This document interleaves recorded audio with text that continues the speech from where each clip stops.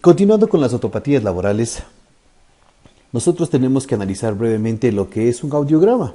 Obviamente, para poder diagnosticar estas patologías de origen ocupacional es importante que realicemos una buena historia clínica, una buena exploración y obviamente la audiometría. Si la audiometría es compatible con una exposición a ruido, se debe definir que está afectando al área de la conversación para definir el tipo de hipoacusia. Como ustedes pueden ver, aquí tenemos el eje de las X y el eje de las Y. En el un lado tenemos las frecuencias y por otro lado tenemos los decibeles, los cuales van desde menos 10 hasta 20, llegando hasta 120 y empezando desde 250 hasta los 8000. Es importante que en este audiograma nosotros podamos mantener lo que es normal y lo que es patológico. Lo que es normal lo consideramos un rango que se encuentra entre menos 10 y hasta 20. Algunos autores han llegado a considerar incluso que pudiera llegar a 25. Sin embargo, toda caída por debajo de los 20 se lo considera patológico. Por fines didácticos y para hablar del método, nosotros lo consideraremos todo lo que esté por debajo de 25. Es importante recalcar, si hacemos una línea imaginaria en el audiograma a nivel de los 4000 hercios, lo que nosotros estamos haciendo es dividiendo dos partes. Ya. Debido a que las frecuencias que están relacionadas con el ruido afectan básicamente a lo que es 4000, 6000 y 8000. Aquí tenemos. Por esta parte y todo lo que es desde 3000, 2000, 1500. Luego vamos a ver lo que es en esta parte de aquí, la zona de la conversación. Es importante que nosotros podamos recalcar que las frecuencias que se utilizan para hacer el cálculo de la pérdida auditiva son 500, 1000, 2000 y 3000. Eso será muy importante que lo consideren después cuando vamos a analizar. Si nosotros vemos un audiograma normal, la clasificación universal para ver el nivel de hipoacusia que las personas tienen es leve, moderada, moderada severa, severa y profunda, y tiene que ver con la cantidad de decibeles perdidos. Normalmente, si ustedes mandan a hacer una audiometría a un otorrino, les va a reportar si se encuentra con una pérdida leve, moderada, severa o profunda. Pero eso no es tan importante en medicina ocupacional, porque nosotros necesitamos mirar el escotoma. Como ustedes pueden ver aquí, este escotoma que se mantiene en los 40 decibeles, eso es un indicativo característico de que es una pérdida auditiva relacionada con el ruido. Si nosotros tenemos este audiograma, nos reportaría lo más seguro, si mandáramos a hacer un otorrino, diría que es una hipoacusia moderada a severa. Y con eso nosotros no sacamos nada. Sin embargo, cuando emitamos un informe como médicos ocupacionales, lo que podemos ver es que esta hipoacusia tiene una fuerte relación con el ruido porque se encuentra el escotoma en lo que es 4000. Miren que ustedes pueden ver que en los 6000 existe una recuperación y en los 8000 existe una recuperación completa. Y esta cabe recalcar que es sumamente importante porque esta nos permite diferenciarla de las presbiacusias. Siempre y cuando existe una recuperación en los 8000, es no relacionada con la presbiacusia. A veces puede tener los dobles componentes, además de estar relacionada con el ruido, puede tener un componente relacionado con la presbiacusia, que lo veremos más adelante.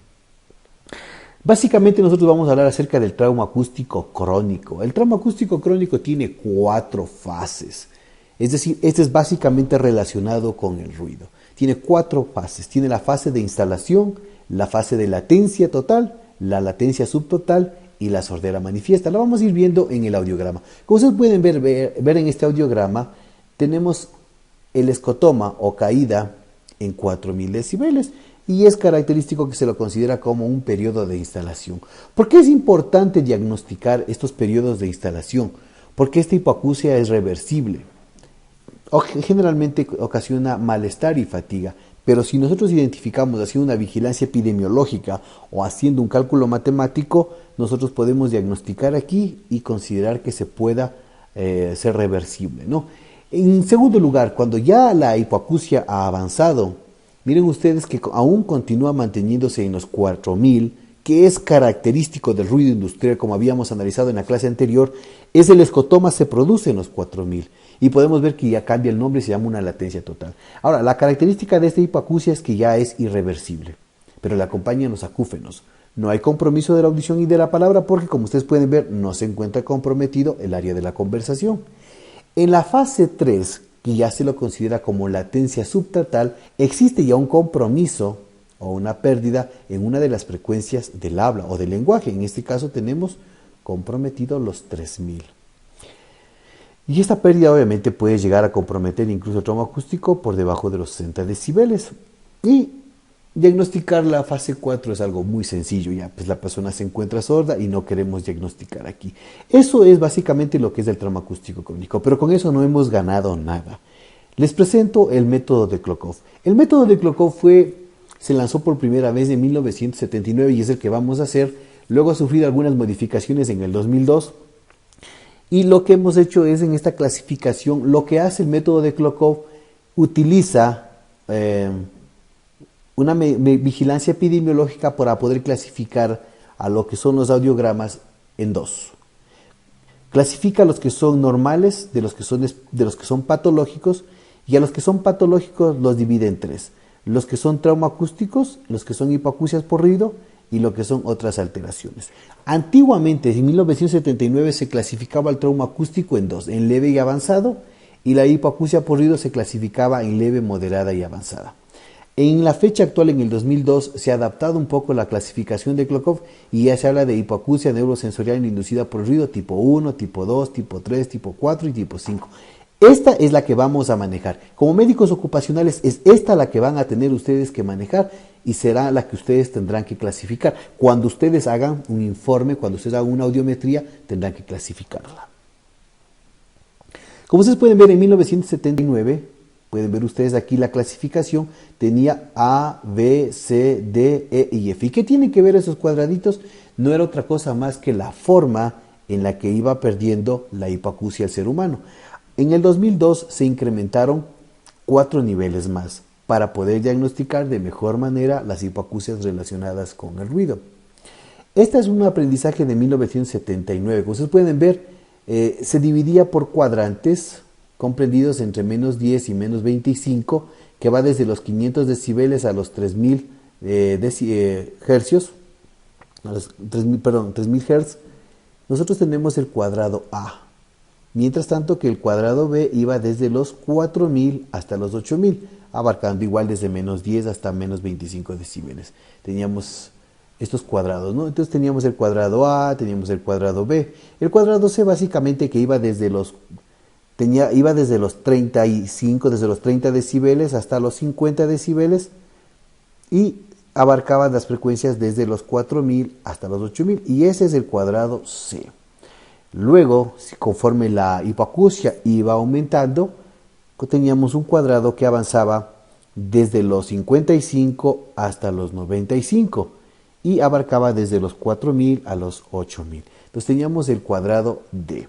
Normalmente, ahora vamos al cuadrado E, que va y que comprendía desde los 35 decibeles y que hasta los 50 decibeles y abarcaba las frecuencias desde 500 hasta los 3000, como ustedes pueden ver aquí.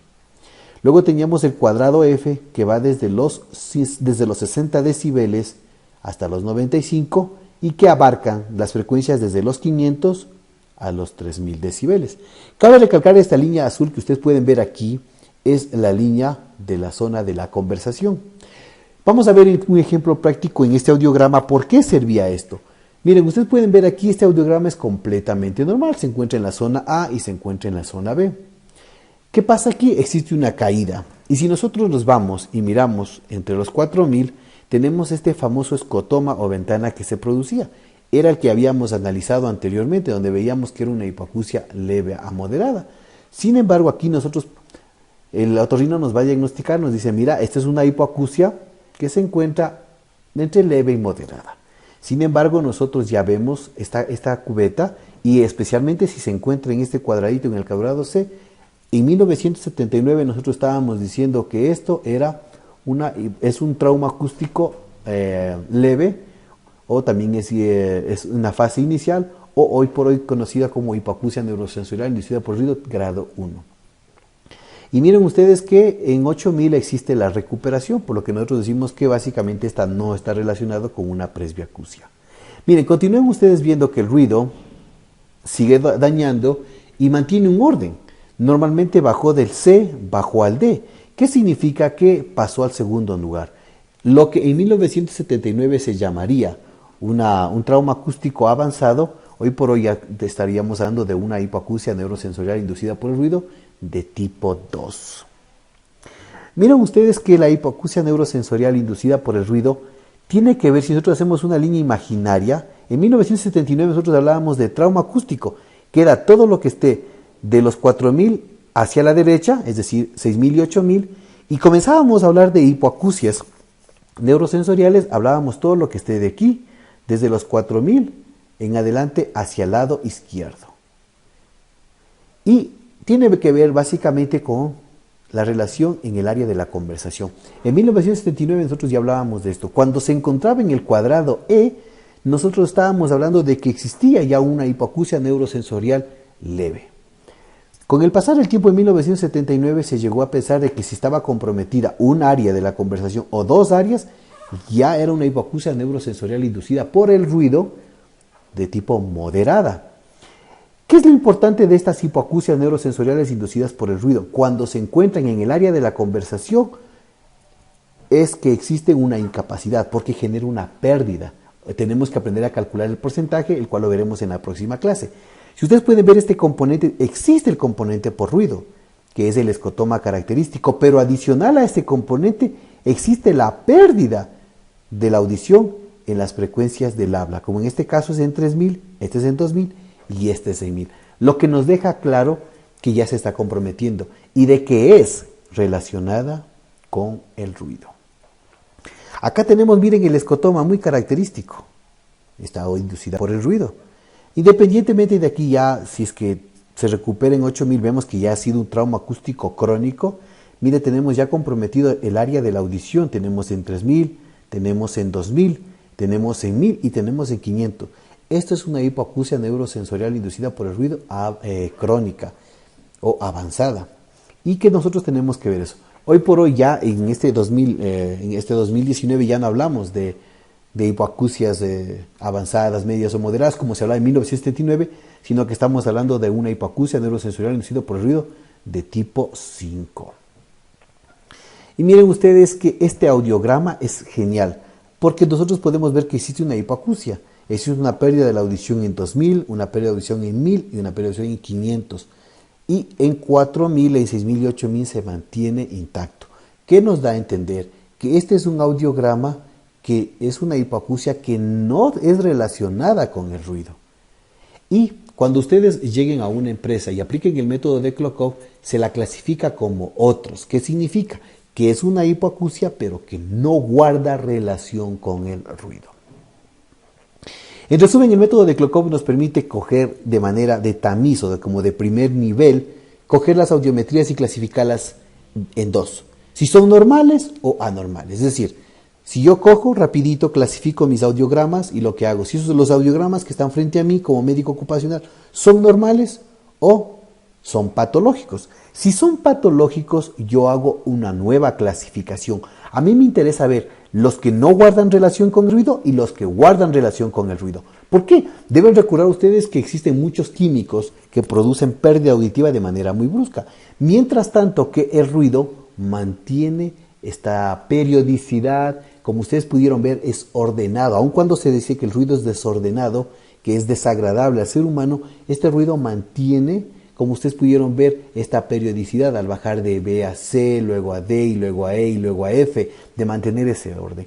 Y lo que nos interesa a nosotros en la relación con el ruido es que podamos ver la etapa en la que se encuentra el daño auditivo, para que podamos hacer la prevención, para que podamos clasificarla, para que podamos tomar medidas correctivas y para que podamos hacerlo de mejor manera. Bueno, nos preparamos para los ejercicios.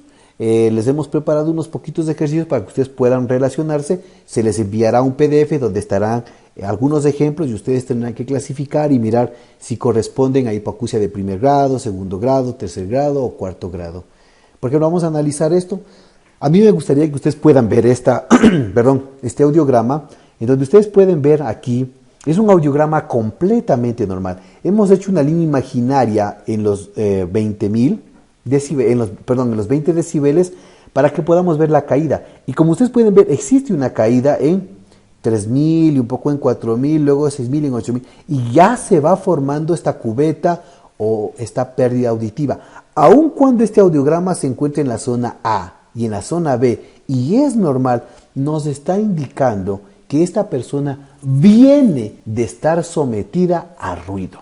Aun cuando esta persona tiene un audiograma normal, usted como médico ocupacional, usted puede saber que esta persona ya tuvo una exposición al ruido. Como ustedes pueden ver aquí, es un audiograma normal, es necesario tener la tabla para poder los valores, mirar que esté entre los rangos de entre 5, algunos encontrarán ustedes, como les había dicho, en menos 10 y ven que se encuentra dentro de los parámetros normales, no existe pérdida auditiva, es un audiograma completamente normal. Ustedes pueden visualizar el escotoma y eso nos dice que la persona tuvo ya una exposición al ruido. Miren ustedes, este es un audiograma donde ustedes pueden ver completamente ahí una pérdida auditiva que no mantiene relación con el ruido y que tendrán que diagnosticarlas. Este es el ejercicio que les tomaré y ustedes me dirán si qué tipo de hipoacusia es, si guarda relación con el ruido, no guarda relación con el ruido, e incluso aprenderán a calcular el porcentaje de pérdida. Miren aquí otro ejemplo en el que podemos ver ustedes las pérdidas guardan relación en otro lado y mientras tanto que en 4 y 6.000 es 8. Como podemos ver en el ejemplo anterior, también puede incluso haber doble componente. No puede haber el componente por ruido y también puede haber el componente por químico y también por la edad. Bueno, este ha sido el inicio de este método de Klokov.